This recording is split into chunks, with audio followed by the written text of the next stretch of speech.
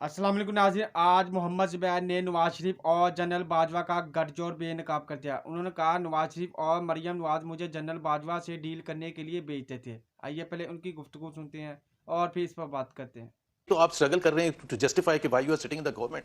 आपकी हुकूमत बनी कैसे है? जिस किस्म के इलेक्शन हुए उससे पोलिंग वाले दिन, उसके बाद जो कुछ भी हुआ, तो आज तो बहस बिल्कुल मुख्तलिफ जाविये से हो रही है कि ये क्या हुकूमत के पास मैंडेट भी है या नहीं है। अभी आप उसमें अगर प्राइवेटाइजेशन का प्रोसेस भी कट करने की बात करेंगे तो और ज़्यादा उंगलियां उठेंगी और ज़्यादा मुश्किल हो जाएगा। तो मेरा नहीं ख्याल है इस हुकूमत को जब तक वो जस्टिफाई नहीं कर सकता, और उसके लिए बड़ा आसान हल है, बहुत ही आसान हल है कि वो जो फॉर्म 45 का जो झगड़ा चल रहा है, फॉर्म 47 का झगड़ा चल रहा है, उसको 25-30 हल्के ऐसे हैं जिस पर शदीद किस्म के मेरा ख्याल है कंसर्न्स हैं। इस्लामाबाद के हल्के हैं, पिंडी डिवीजन के हल्के हैं, लाहौर की 6-7 सीटें हैं, कराची के तो तकरीबन 14-15 सीटें ऐसी हैं जहां बड़ा अगर आप चाहते हैं, मुझे समझ आ गई, आप चाहते हैं नवाज शरीफ साहब और रॉन चौधरी साहब के असल रिजल्ट्स निकल आए और वो दोनों फारिग हो जाएं, फिर आपको ठंड पड़ेगी। ना करें ऐसे। नहीं, कोई ठंड की बात क्या भाई, एक सेकंड, ना करें यार। इस्लामाबाद, आप तो इस्लामाबाद में बैठे हैं, आप समझते हैं Islamabad, Mustafa Khokhar is a very credible name ना, very credible name. He is not competing कि जी अगर फॉर्म 45 सही काउंटिंग होगी, फॉर्म 45 वो तो नहीं होगा ना, वो तो अभी नहीं होगा, वो तो अभी नहीं होगा। तो जब वो आगे बढ़ के कह रहा है कि भाई वो उसमें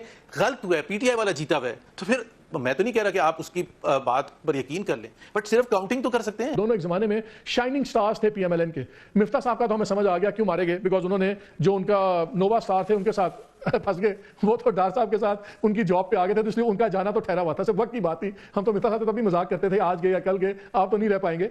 आपका भी एक टर्निंग पॉइंट आया था, और वो कहते हैं कि आपका सितारा तब गर्दिश में आया जब आपकी मुलाकात हुई जनरल बाजवा से, और तासुर यह दिया गया कि आपने अपना एक इनिशिएटिव ले लिया है और बताया नहीं अपनी टॉप की आदत को और सब कुछ। आज जरा फॉर रिकॉर्ड एक चीज तो बताएं, जब आप जनरल बाजवा को मिले थे, और बाद में इन्होंने खुद भी कहा, मरियम बीबी ने भी एक बयान में कि हाँ अगर कोई 4 घंटे मिलेगा तो मेरी और नवाज शरीफ साहब की बात होगी ना, आप किसके कहने पे मिले थे? किसको पता था कि आप मिलने जा रहे हैं, और आपको किसने कहा था कि जाके जनरल बाजवा को मिलें और नवाज शरीफ साहब की और मरियम नवाज की सियासी मुस्तकबिल की बात करें? Truth, nothing but the truth. ये 2020 जी बिल्कुल ट्रूथ। 2020 अगस्त में पहली मीटिंग हुई थी, आखिरी हफ्ते में, और दूसरी पहले हफ्ते सितंबर में मीटिंग हुई थी। I had known general Bajwa for a long time, और मैं एक दफ़ा भी उनसे नहीं मुलाकात की थी क्योंकि ज़ाहिर है सेंसिटिविटी ऐसी थी, ख़ासतौर पर मियां नवाज शरीफ के हवाले से कि वो जेल में थे, और उनके बेटे की शादी भी आई थी बल्कि जनरल बाजवा के, जिसमें उन्होंने इन्वाइट भी किया था, and I did not go just because मैंने कहा मेरे लीडर जो है वो जेल में है, नाउ कैन आई बी। और अगर जनरल बाजवा इज़ रिस्पॉन्सिबल, जो हम समझते थे, सारी पार्टी समझती थी कि अगर इमरान खान रिस्पॉन्सिबल है तो उसके साथ साथ जनरल बाजवा भी रिस्पॉन्सिबल है। तो उस वक्त जब मुझे कहा गया था, और उसमें सिर्फ 2 लोग थे मेरे अलावा, ज़ाहिर है मुझे तो बताया गया था, जिनके कहने पर मैं किया था, और वो ज़ाहिर है उस वक्त इंपॉर्टेंट लोग थे, एक मियां नवाज शरीफ साहब और दूसरे मरियम ने मुझे कहा था कि जाके डिस्कस करना। किसी और को नहीं पता था, टू बी फेयर, ना ही जो प्रेसिडेंट है हमारी पार्टी के शहबाज शरीफ साहब, because I was made to understand that this is obviously and it was very sensitive and secretive thing. और इसी वजह से ये जो जब वो ज़ाहिर है फिर उसके बाद एक सेकंड रुकिएगा। एक तासुर ये था कि आप मिले, फिर अपने आके ब्रीफ किया। आप अब हमें ये बता रहे हैं कि आपको नवाज शरीफ साहब और मरियम साहिबा ने कहा था, इनके कहने पे आप गए थे जनरल बाजवा को मिलने, बिकॉज मरियम ने, नवाज ने तो बाद में उड़ा के रख दिया था आपको कि आप चले गए, मिलने चले गए, ये कैसे हुआ फलान। फिर नवाज शरीफ साहब की ट्वीट्स आ गई कि ऐसे कोई नहीं मिलेगा, मैंने बताया आइंदा कुछ नहीं होगा। आप इन दोनों के कहने पे गए थे। यार मालिक, मैं इतना काफ़ी मतलब अगर थोड़े बहुत तो मेच्योरिटी है और सेंसिटिविटी भी है, और ये भी मैं आपको बता दूं, बड़ा इंटरेस्टिंग बात बता रहा हूँ अपनी चीज़ को, पॉइंट को वैलिडेट करने के लिए।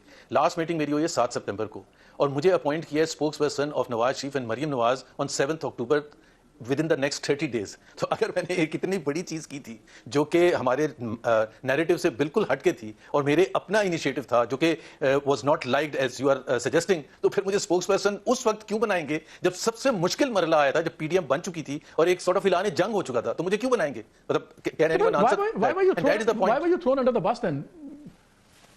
सारों ने हाई रिस्क गेम थी, जाहिर सी बात है। नहीं मालिक, ये तो जाहिर सी बात है ये हाई रिस्क गेम थी। मुझे नहीं पता था कि इस किस्म के कॉन्सिक्वेंसेज होंगे, बिकॉज जाहिर सी बात है बाकी पार्टी के लिए भी एक हमारा एक नैरेटिव था, वोट को इज्जत दो। वोट को इज्जत दो का मतलब ये था कि we are talking about civilian supremacy, we are talking about not depending on the military leadership to get us back into power और एनीथिंग लाइक दैट। ये एक फाइनल जंग है जो कि पाकिस्तान में लड़ी जानी थी, और जो कि मेरा और सबका एक ईमान था कि जी सिविलियन सुप्रीमेसी होनी चाहिए, जैसे पाकिस्तान के आइन में लिखा हुआ है, जैसे कायदे आज़म ने जिस किस्म का। तो फिर आप इस जंग के पहले, फिर आप इस जंग के वोट किससे दोगे पहले और आखिरी शहीद होगे? जाहिर है हमारे पार्टी में 2 बयानिया तो थे ना, ये कोई एक मज़ामती बयानिया था, एक मुफाहमती बयानिया था, और मैं मज़ामती बयानिया के साथ इस वजह से खड़ा था कि मेरी पार्टी लीडरशिप चाहती थी। I was more closer to Maryam throughout the time that since the time I joined PMLN. اور میاں نواز شریف اگر مجھے کوئی بھی چیز کہیں گے تو میں وہ ظاہر ہے کروں گا.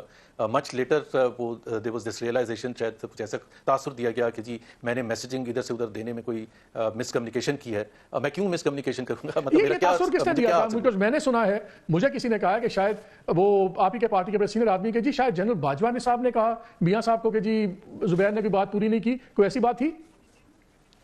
جی وہ میں نے بھی سنا ہے کہ جی انہوں نے کہا کہ جی وہ تو میں نے تو آپ کو بڑے پازیٹیو میسج بھجوائے تھے، آپ نے PDM بنا دی، کیونکہ PDM اس کے تقریباً 2 ہفتے کے بعد بنی تھی. 7 سپتمبر کو یہ لاسٹ میٹنگ ہوئی تھی، 20 سپتمبر کو PDM بن گئی تھی. تو جنرل باجوہ آبویسلی ریئیکٹڈ کہ یار ابھی آپ بات چیت کرنے آئے تھے، اور اس وجہ سے انہوں نے 23 سپتمبر کو ISPR چیف نے پبلکلی جا کے یہ بیان دیا کہ جی محمد زبیر آئے تھے. حالانکہ آپ کو بھی پتا ہے آج بھی شاید کوئی مل رہا ہوگا، کوئی نہ کوئی پولیٹیشین چیف کے ساتھ ہمیشہ سے ملتے رہے ہیں، but my was the only case جس کو پبلک بتانے کی ضرورت پڑی تھی. اور وہ پبلک بتانے کی اس لیے ضرورت پڑی تھی کہ دے تھاٹ کہ جی ابھی آپ آئے تھے پیس ٹاکس کرنے کے لیے، اور آپ نے واپس جا کے حملے شروع کر دیے تھرو فارمیشن آف PDM، جس کا ایک ظاہر ہے 1 پوائنٹ ایجنڈا تھا کہ کسی نہ کسی طرح سے اس حکومت کو گرانا ہے وچ ایور وے.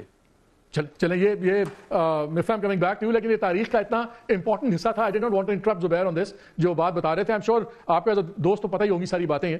اب آپ ناظرین، آپ نے محمد زبیر کی گفتگو ملاحظہ فرمائی، جس سے آج یہ ثابت ہو گیا کہ نواز شریف اور مریم نواز جنرل باجوہ سے خفیہ رابطہ کرتے تھے، اور آج محمد زبیر نے اس پر مہر ثبت کر دی ہے کہ مجھے نواز شریف اور مریم نواز جنرل باجوہ سے ڈیل کرنے کے لیے بھیجتے تھے.